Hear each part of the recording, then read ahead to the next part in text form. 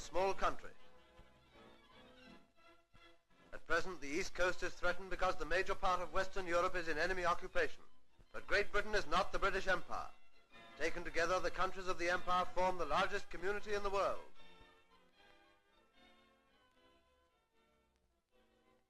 The highways between these countries traverse the oceans and must be kept open in order that food and munitions of war have free access to Britain, and exports from the mother country can be sent overseas. Owing to the dominance of the British Navy, these highways can be altered to suit ourselves. But though the routes can be altered, there must be permanent ports at the end where ships can load and unload. In the West are many ports open to the seas of the world to which ships can bring our food and from which they can take our exports.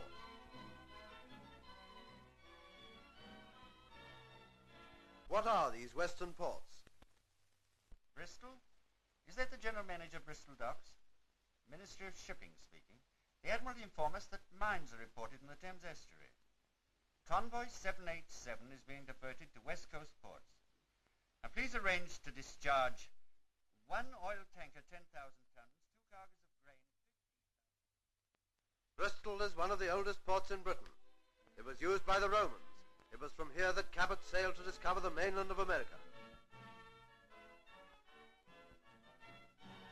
At the mouth of the river, the Bristol authorities have established a large, up-to-date port, Avonmouth, where food ships from the diverted convoy are unloading sugar from the West Indies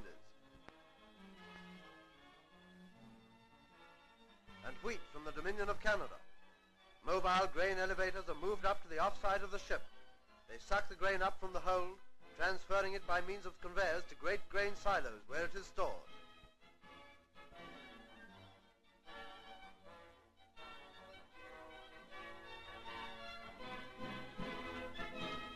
At Cardiff, on the opposite side of the Bristol Channel, ships of different nationalities are loading at the celebrated coal wharf.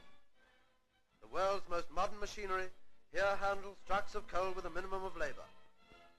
The export of Britain's most valuable raw material is providing large sums of money in foreign countries, money that can be used for the purchase of food and munitions.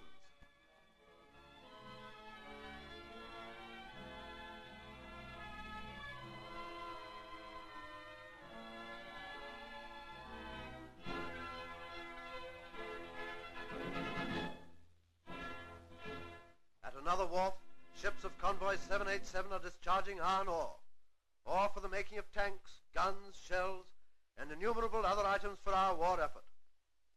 Some people take it as a tonic. Take what as a tonic? This iron. Don't you believe it? All the people I know takes a tonic to get rid of the iron. Won't be much use to some people as a tonic. Meaning uns? Meaning uns. I certainly hope not.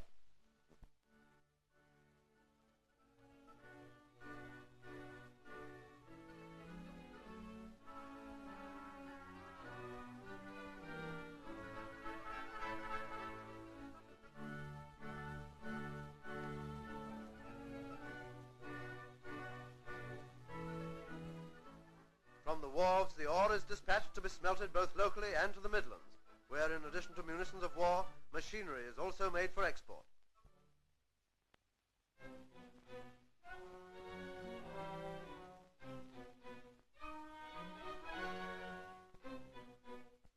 Heavy goods are loaded onto ships at Manchester, the Atlantic port for exports from the Midlands.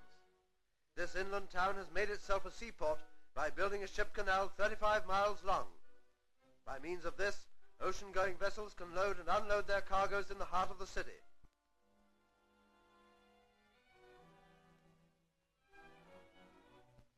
Here, ships of the convoy unload cotton from America. Besides cotton, this vessel has brought in several thousand cases of tinned goods.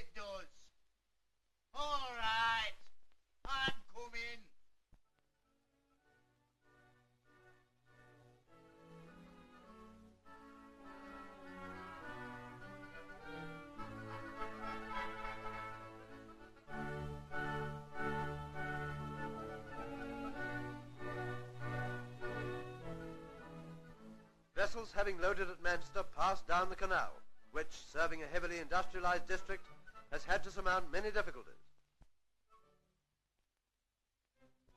At Barton, the Bridgewater Canal brings down coal from further inland to be carried over the ship canal by means of a swing bridge.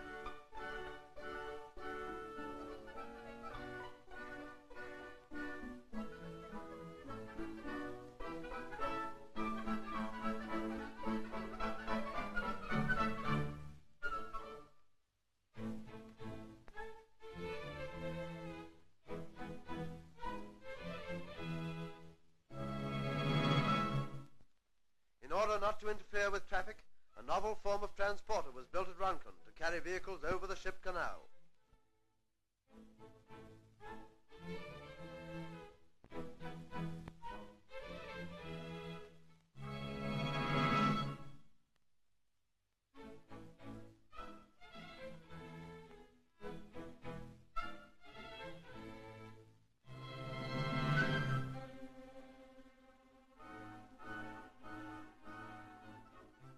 At the far end of the canal lie the Mersey and Liverpool, the gateway of northern England to the west.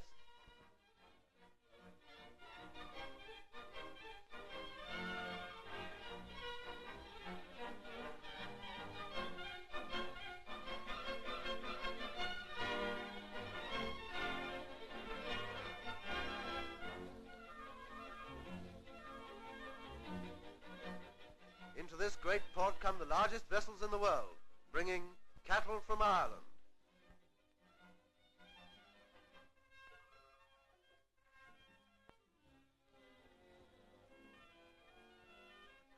Wool for the mills of Yorkshire. Coffee, cocoa, sugar, and raw materials of every description. The work of unloading is often done by dockers brought from different parts of the country to where the needs are greatest. Here is Tom Burrows from London. Well, Tom, how do you like working away from your hometown? Oh, might be worse. You know, I've been used to London all my life, and I don't think much about any other place. And then, of course, there's the river. You can't find a river like the Thames nowhere. And then, of course, I mean to say, this place is all right, but, the Thames is in a class on its own.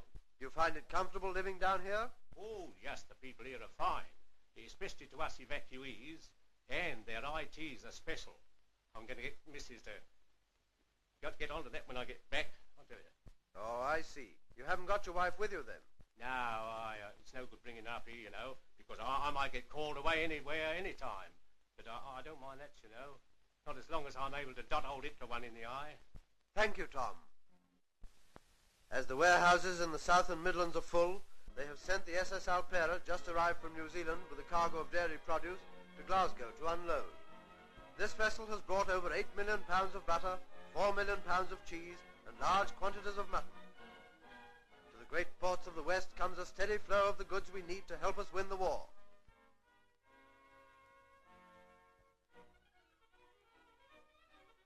Meat from Australia, oil from Port of Spain, wheat from Manitoba, cocoa from Accra, butter from New Zealand, hides from Argentine, oranges and lemons from the Cape and East Transvaal, ore from Sierra Leone, flour from USA, timber from Newfoundland, wool from Botany Bay, cotton from Nigeria, coffee from Brazil, meat products and provisions from the States and Argentine.